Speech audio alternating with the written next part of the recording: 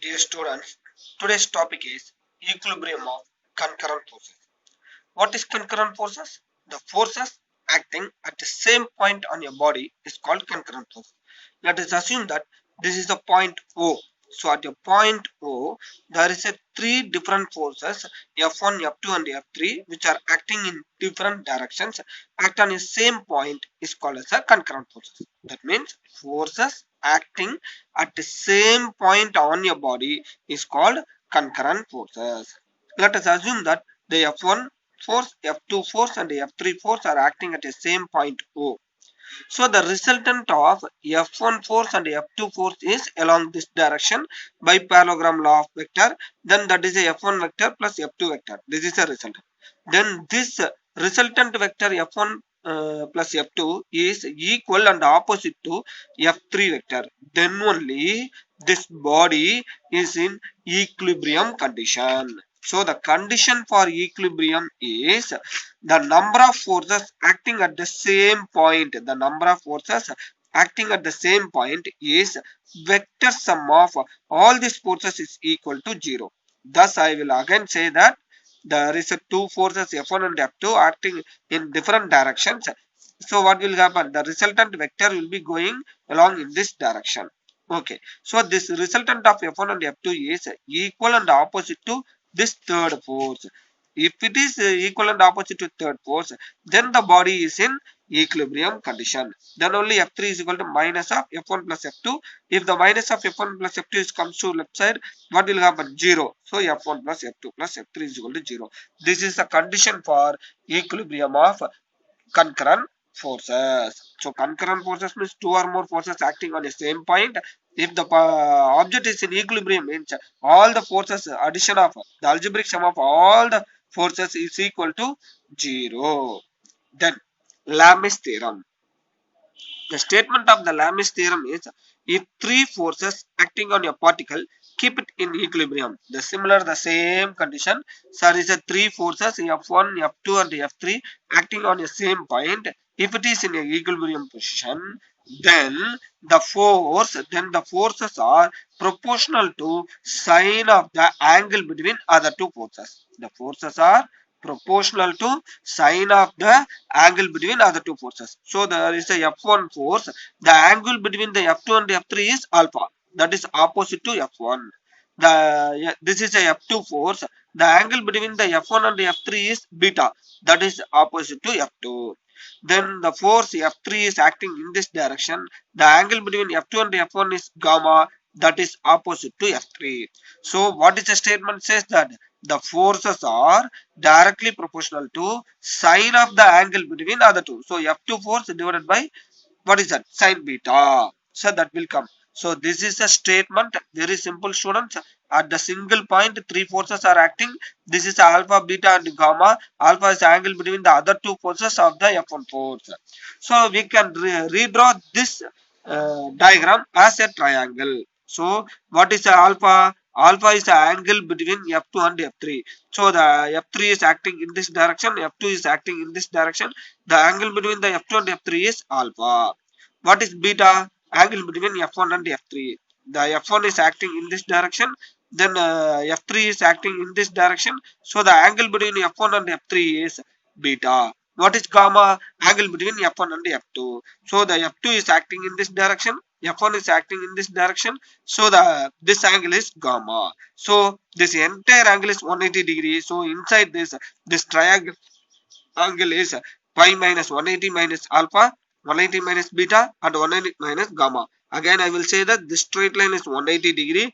This is beta. So pi minus beta. So as per this statement, applying the sines law, F1 is divided by sine of pi minus alpha, F2 is divided by sine of pi minus beta and F3 is divided by pi minus gamma. So the 180 minus gamma is a gamma only. So F1 by alpha, F1 by beta and F3 by gamma. F1 by sine alpha, F2 by sine beta and F3 by sine gamma all are equal. This is a Lami's theorem. So whenever we are seeing this situation at a single point, three forces are acting. So we can directly write the formula F1 by sine alpha is equal to F2 by sine beta is equal to F3 by sin gamma. This is a statement and proof of Lami's theorem, which explains the equilibrium of concurrent forces. So we are seeing that what is the equilibrium of concurrent forces, and also we are detailedly studied about Lami's theorem, which explains the equilibrium of concurrent forces, and finally it gives a equation F1 by sin alpha is equal to F2 by sin beta is equal to F3 by sin gamma. Next, we are going to see about motion of connected bodies. So let us we see the situation. In a pulley, there is a two masses, capital M and small m. This capital M mass is greater than the small m mass. So what will happen?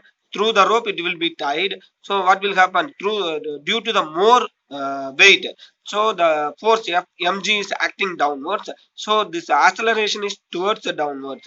For small mass m, the acceleration is upwards, the weight will be acting small mg acting downwards. Due to this acceleration, there will be a tension formed in the rope. The tension is T. So tension means a stretch. If you say take a thread, if it is not tightened, that there is a no tension. If you keep the thread is both end elongate, what will happen? There will be a tension arises in the rope or any thread.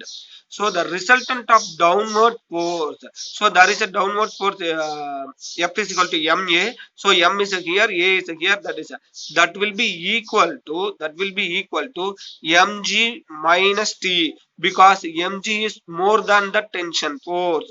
Again, I will say it, students, very clear by Newton's second law. F is equal to ma. What is the force on this body? That is a ma. Ma we are written, which is equal to, there is a two forces acting on this body, mg and t. So mg only winning, mg only greater. So mg minus t it comes. Similarly, what is the resultant upward force on small m? So the small m is less than mass than that of this one. So the what will happen? This mass will come down, this mass will go up.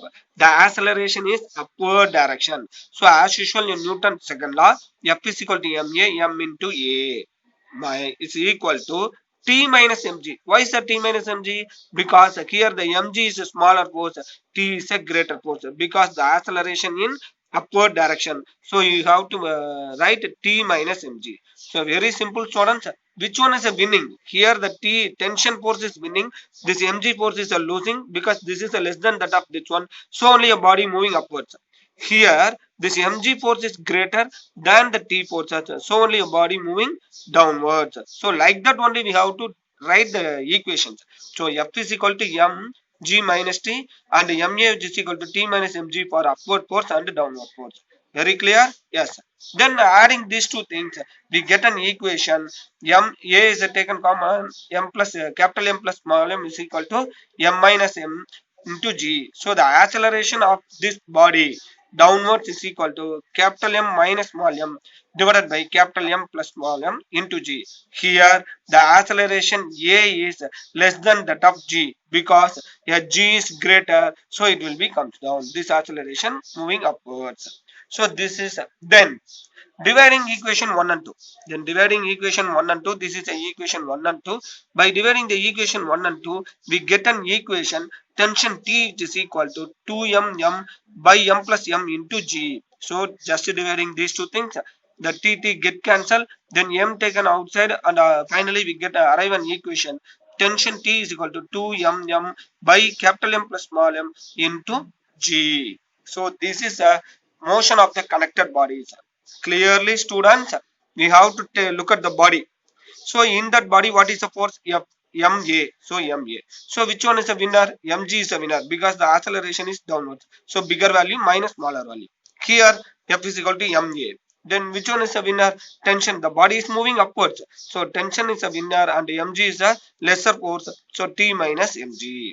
So for that only we have to draw the free body diagram. A free body diagram is a diagram for each body of a system, showing all the forces exert on the body by remaining parts of the system, is called as a free body diagram. Let us we take that free body diagram of this one is M, A, Mg and T. So this one alone. So if you draw like this is a free body diagram for capital M. If you draw this part alone, this is a free body diagram for second one. So the connector of The motion of the connected bodies is very important for JE and NEET purposes. They are asking this type of the problems frequently. Okay, so in this topic we have studied about concurrent forces of the equilibrium of the concurrent forces, Lami's theory, and the motion of the connected bodies. Thank you, students.